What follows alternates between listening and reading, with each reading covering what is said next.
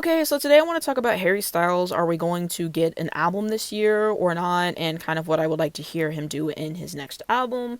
So I heard some people say on Reddit basically that they think that he's going to release summertime this year. Like that's what it's rumored to be. Some people think he's not releasing this year at all and that he's just going to wait until next year. So kind of my thoughts on that. I wouldn't mind if he doesn't release this year just because he really promoted Harry's House. Like he did a bunch of touring. I got to see him on tour. He was great. It was a really fun show. And, the press circuit, his tour got extended like every week. Like he really worked for this. And a lot of pop stars today don't work, but I can't say that about Harry because his work ethic is second to none. He knew how to be done. So because of that and just the toll that I'm sure it has to take on him physically to perform such a demanding show for a few hours and his voice and the band and wanting to connect with family and creativity and all that stuff, I wouldn't mind if he took the rest of the year off. Like I feel like he really earned it. And so if he does release next year, I'll be excited for it. If he does release this year, I'm definitely seated. And so, what would I like to see on his next album? So, I thought about it and kind of changed my perspective. So, I would like to see him go a more alternative route, whether that's alternative rock, whether that's folk music, whether that's him getting more into his singer songwriter bag and kind of focusing more on the lyrics and just kind of go into there because I was trying to think of something that would be different enough for him that I'd be excited for, something that's maybe a little bit more challenging and just, yeah, I just wanted something new because I love his pop music, I love his rock music, and of course, I want him to have sprinkles of that on this new album for sure, a few songs for sure. But I think it's really important to evolve artistically. So him kind of getting into that folk or singer-songwritery kind of bag, I would definitely be down to listen to. And he's definitely done that in the past. We've had focused songs with the guitars, like a Street Creature and stuff like that, that are some of my favorite Harry songs. But a whole album of that and just really showing off his songwriting and, his voice, I think actually would be really good for him. If he doesn't go with that, I'm okay with him doing another pop album. I really like his pop music or a rock album for that matter and just kind of going more alternative in that way. I just don't want it to get too reductive, but I feel like his evolvement artistically, I've been able to see on his past three albums. So whatever he does, I'm sure I'm going to like it. But in terms of the sound, that's what I thought would be the best to hear. So in terms of collaborations, I would want him to do on this album, and he probably won't do any of these because he famously has no collaborations on any of these albums. But if I could pick a few people, number one, Lorde. I love Lorde. She is one of my favorite newer artists that we got out right now. And so I really appreciated her Pure Heroine album. That's kind of like how I got into her. And, Teen was a great pop song. You also had stuff like Royals. Buzzcut Season is like my favorite Lorde song.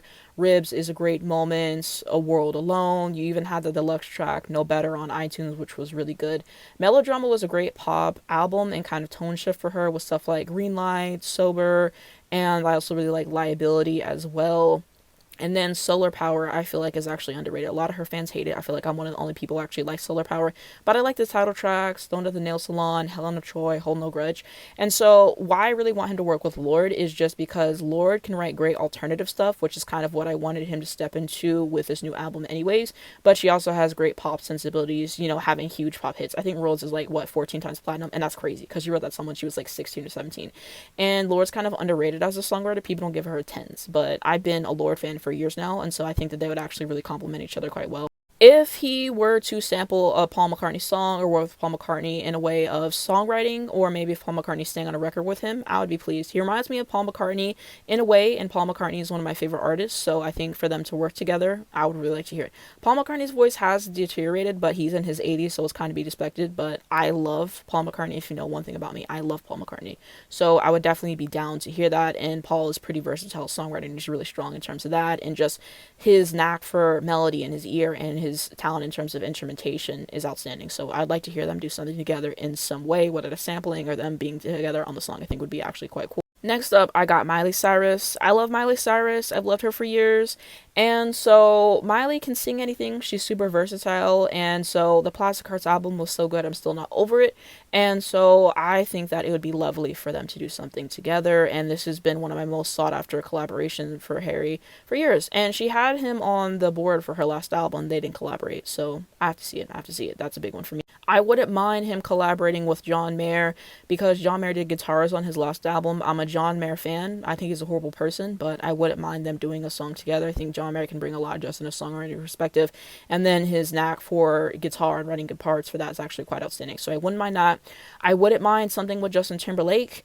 And again, he's a horrible person. I like his music. I like Justin Timberlake's last album quite a lot, actually. It's probably one of my favorite releases of this year. So for them to do something together, I think would be really interesting to do. Especially vocally, Justin Timberlake still sounds pretty good. So I'd be down to hear that. I wouldn't hate a Hayley Williams collaboration, a great rock vocalist. So it'd be nice to see what they do together. I like Olivia Rodrigo a lot, and she writes great pop songs too, and I wouldn't mind that either. I feel like they could find a way to make it work. Taylor Swift, it's probably not going to happen. I know that, but they're both great songwriters individually, so together them writing a song and performing it together would definitely eat. Phoebe Bridgers might be an interesting collaboration. She has this really light, airy voice, and I've always enjoyed her since I got into her music, so I'd say her. I also wouldn't mind a Stevie Nicks collaboration because I know that he loves her, obviously, and she's even spoken about Fine Line, and she's a great classic rock artist and singer and songwriter, so I think that would be interesting to listen to. Last up, SZA. This isn't one that came to my mind at first, but then I saw this post, and he was also on her board for her last album, SOS. And SZA showed on the album she's very versatile, having stuff like F2F on that album, for example, and getting more alternative with her collaboration with Phoebe Bridgers on that album. So if you wanted to have an R&B sensibility, then I think SZA is great to have in the studio for that. And SZA is also an excellent songwriter, so I think that that would be something interesting to listen to. And I feel like she could find a way to make it work, and all these artists could, which is why I mentioned. But yeah, those are just some ideas in terms of what I would like to see on Harry's next album. He could full well have another pop album, which I'd be here for. He can go rock. I'm sure he has a lot of different kind of ideas that he wants to tap into, and he could completely throw me off again.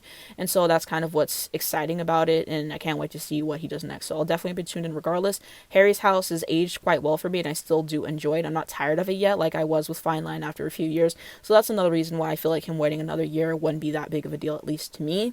And for the aesthetic of this album, I would really like him to have like a purple or green aesthetic. I wanted him to do it for his last album and he didn't, so I hope this time he does. Let me know what you guys think down below in the comments. Are you excited for his next album? Are you not? What are the collaborations you want? How many tracks do you want the album to be? 13 to 15 is good in my opinion, and let's just kind of continue that there. But yeah, he's been gone for a bit. His presence is missed because a lot of these men are mid, and I'm excited to see what he does next.